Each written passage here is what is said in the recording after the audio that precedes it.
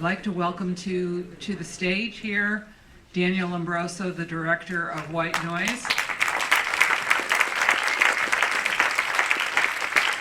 and Helio Fred Garcia, the author of Words on Fire.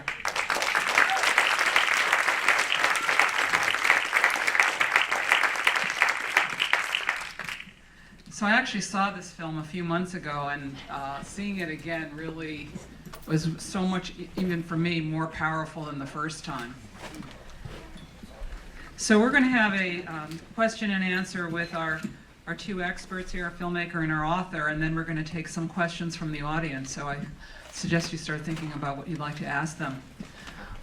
First, I'd like to have each of them kind of give us a brief. And the first, I'd like to have Daniel tell us basically why he decided to do this film and kind of what drew him at the age of 24 to spend 3 years of your life working on this film and then another year editing it. So tell us about that experience. Yeah, well, thanks for putting this together, and thank you all for being here. I was one of the first reporters in the country to start covering this movement. And if you can think back, 6 years ago, no one was taking then candidate Trump seriously or this movement. It was, the alt-right was sort of seen as a cool, edgy, fun kind of conservatism, kind of a meme more than a real, legitimate racist and anti-Semitic movement.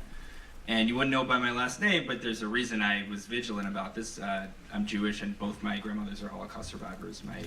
My dad's mother is from Nuremberg. She passed away a few years ago. She lost her entire family in the war. And my mom's mother, who's still alive, she's 90 and lives 20 minutes from here in Port Washington, and still plays bridge and is fully independent and is the subject of my next film, actually. She lost her sister and more than 25 extended family members.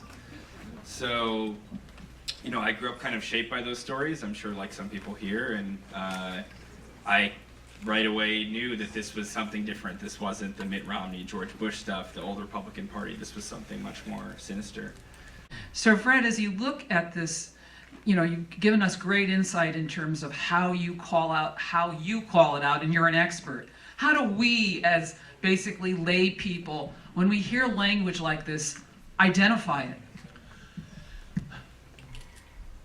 The first is to know that there is a documented relationship between certain kinds of language and the likelihood that someone will commit violence because of that language. This has been known historically as stochastic terrorism, which is a horrible phrase that I address in the book. And almost nobody knows what the word stochastic means, and if they do, they know it from either physics or statistics.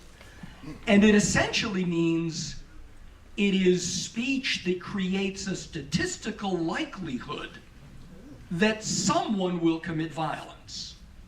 But it can't predict that this person will commit this act of violence against this person. But stochastic terrorism has been a documented phenomenon. The FBI recognized it back 12 years ago in an FBI security bulletin that I quote in the book. I find the word stochastic terrorism to essentially shut down conversation.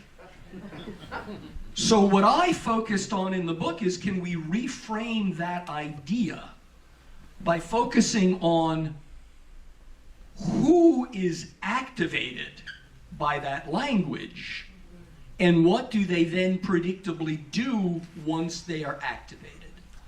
And who are activated, at least back when I started writing the book, were lone individuals, sometimes in law enforcement called lone actors, and by the FBI and others called lone wolves, who have an affinity with an extremist group, usually online or members of a group like the ones you describe, that usually has a blend of personal and political grievance that they've been carrying around, like some of the guys in your film, who also are triggered by an event, and that event is usually someone whom they admire, using the kinds of language that I've described: dehumanizing, demonizing, scapegoating. We can recognize that pattern. I call that kind of communication essentially, on the metaphor of dog whistles, I call it lone wolf whistles. That it has an apparently benign meaning to many, but for those who are activated, it resonates with them and they act on it. Now, the FBI security bulletin about stochastic terrorism describes 4 stages that cause one to develop a terrorist mindset. And they're very simple stages. That's not right. That's not fair. It's their fault. They're evil. They're less than human. In general, events like tonight that open a dialogue about these types of movements and the threat of extremism and sort of shedding a light on it, how important is this event specifically and just in general that it's one of the events that is doing that type of thing? This sort of event is so important. We need to be talking about this issue. We need to be watching films like this and other films that talk about extremism. It's really hard to raise money on films that are about this to get distribution. People want to focus on the good stories and the good guys, but I think it's really important to focus on the bad guys and to understand where they come from, what leads people to be seduced by this ideology. And if you have that understanding, you can start to talk about solutions. It's hard to talk about solutions without understanding the root of the problem, and this film and this conference try to get at the root.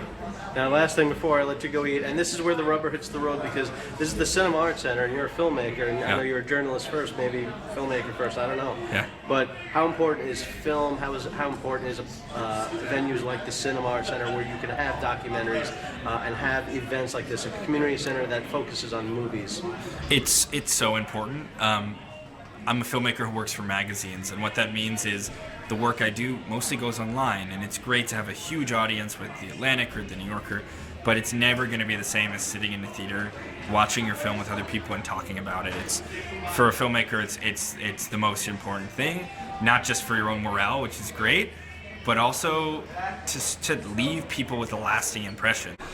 The book is a documentation of forms of language that create the social conditions that lead to violence against targeted groups or individuals like political rivals.